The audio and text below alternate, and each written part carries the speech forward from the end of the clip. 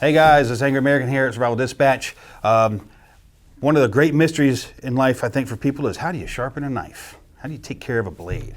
Well, in this video that Alan Kay did for us a while back, he goes over how to maintain your blade, how to sharpen one, how to take care of it. You may have seen it, you may have not have seen it, but that's why we're bringing it back, because you need to watch this one.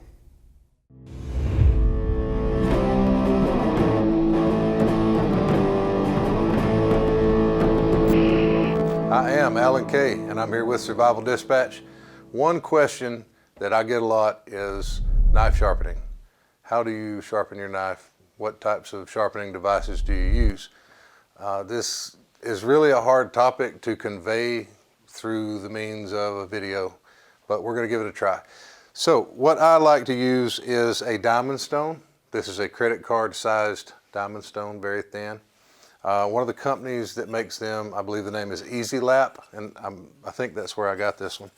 It's pretty well worn out. I've used it a lot. The main thing with sharpening your knife is I should only have to sharpen my knife once, and then after that I call it maintenance. I maintain the edge.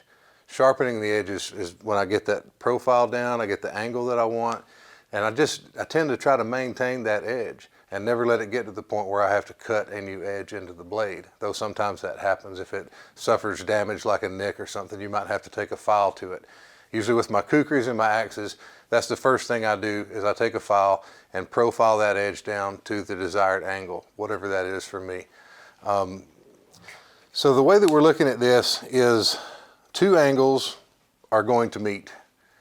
And when I lay my stone against the knife, I don't want daylight in between the edge that is already cut there, if that's the angle that I want to stay with.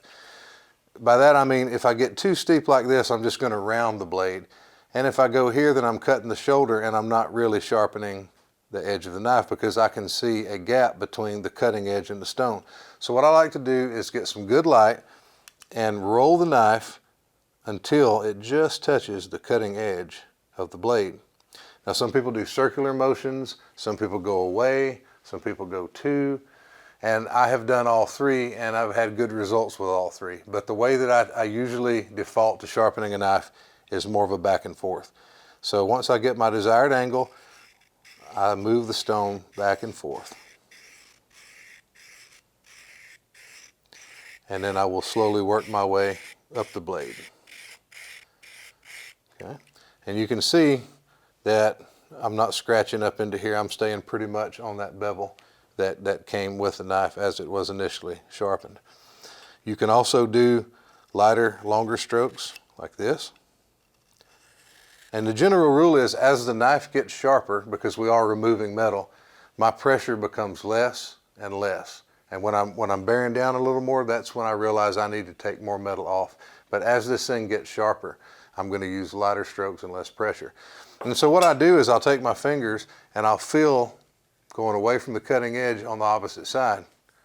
See, this way feels smooth, and when I go this way, I feel burrs, where we've rolled a little bit of that metal over, mainly right here up close to the tip. So that lets me know it's time to transition over to that side of the knife. And then looking at it again, getting the correct angle, just applying some general pressure, making my strokes. So after heavy knife usage, I generally will stop and kind of tune my knife up to keep it cutting in the way that I desire it to be.